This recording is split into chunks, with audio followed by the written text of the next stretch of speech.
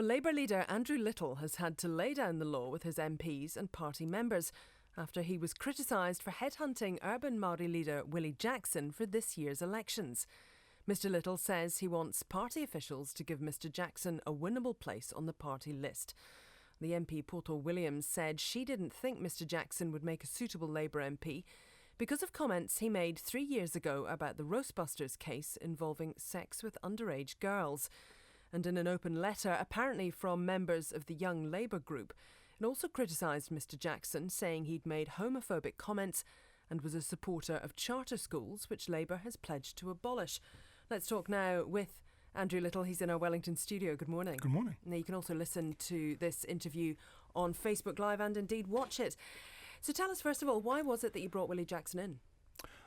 I asked Willie Jackson to come on board because of what he has done, certainly since the last time he was in Parliament, the businesses that he's run, the support that he's given his community and communities around, particularly West Auckland and South Auckland, helping young Māori in particular, helping growing Māori cultural expression, lifting people up and helping them out. And those things are totally consistent with what Labour stands for. He has a profile and a reach that we presently don't have, and I think that will help Labour.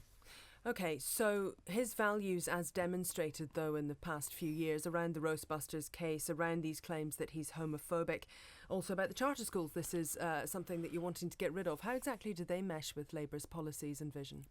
We have a whole heap of candidates coming at any one time, and no single person would line up absolutely, with at any one time with the entirety of the Labour manifesto.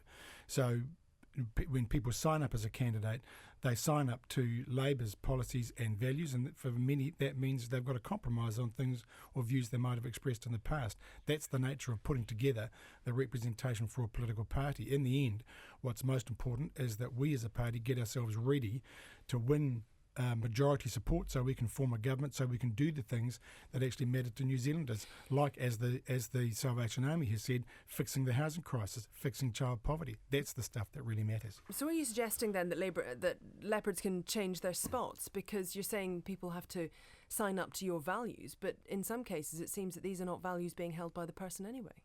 If you're talking specifically about Willie Jackson, I know that in relation to the Roastbusters issue, and look, what he did there was wrong. It was totally wrong. And, in this day and age, men should not be trivialising and demeaning victims of sexual abuse and sexual violence.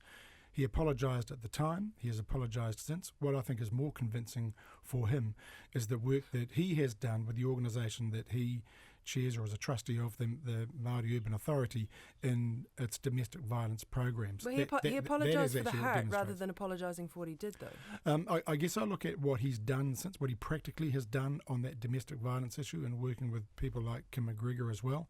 That convinces me that that it's not just words on his part, he's taken action as well. But in the end, why Willie Jackson, why a high-profile person like him, and likewise why somebody like Greg O'Connor? Because it is for Labour.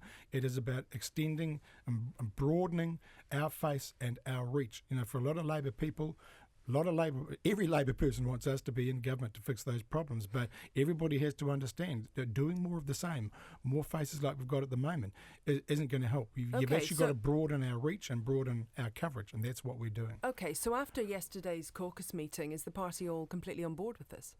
The parliamentary wing of the party?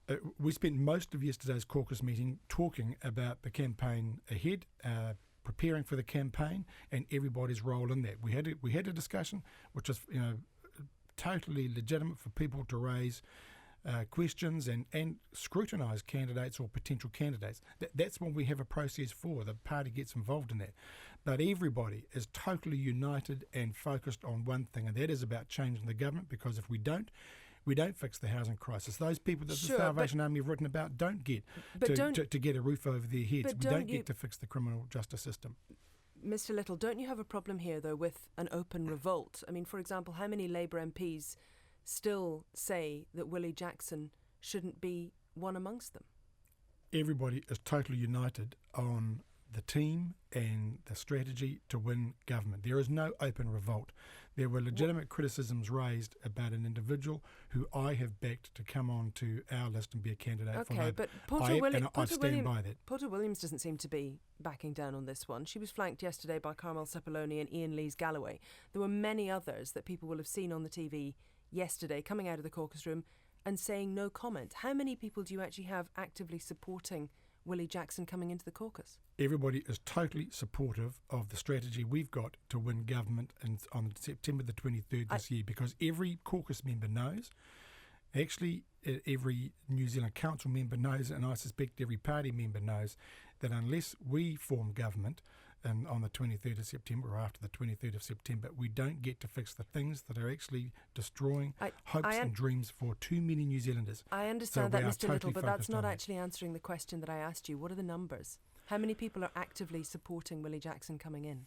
Everybody supports my judgment about growing our face, growing our reach, broadening and deepening our reach to parts of the electorate that we presently are not reaching very well. Everybody supports that, because everybody wants us to be leading the way in fixing the housing crisis and getting the 60,000 people last year who couldn't get their hospital treatment to get it. Is your leadership on the line here? No, not at all. And look, I guess the media will do their usual sort of stuff, but Labour is absolutely and utterly focused on what it takes to win. And we have a great team, great ideas, great policies. We have a great campaign strategy and a team that's putting that in place right now. And we are focused on what is needed to give every New Zealander a chance to get ahead. That's what this election campaign is about, and we're there for the fight. Okay, just to ask you about something else that is on the horizon today, the Salvation Army State of the Nation report. They've had a bit of a crack at the government for saying that more police are required here and that money instead should be going towards housing. But Labour's promising even more police on the streets than the government and we're promising more on housing too. Yeah. Well, okay, but just to talk about the police, isn't essentially the Salvation Army's criticism of the government an even greater criticism of Labour, because you want even more police than the government are putting in?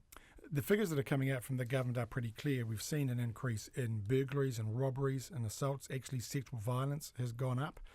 And actually more serious crimes have gone up too. A large part of that, the burglaries and the robberies and the assaults, sort of street crimes, happen because of a lack of police presence. So you talk to some small business owners in parts of the country where they used to have a little community police station around the corner. That's been closed up or shut down, and that street level crime has gone up. So I disagree with them on that. I absolutely and utterly agree with them. If we're going to close the gap on the poverty gap and the inequality gap, we've got to have housing. We've got to have a house building program. We've got to stop selling state houses and get people into houses, bit of stability and certainty in their lives. And we've got to invest in the things like health and education that are about cohesive, strong communities, keeping people together. That's the basis on which people get opportunity, get a chance, have hope and get ahead. Thank you very much for your time and for coming into the studio this morning. Andrew Little, the Labour Party leader. It's now 7:17 to 8.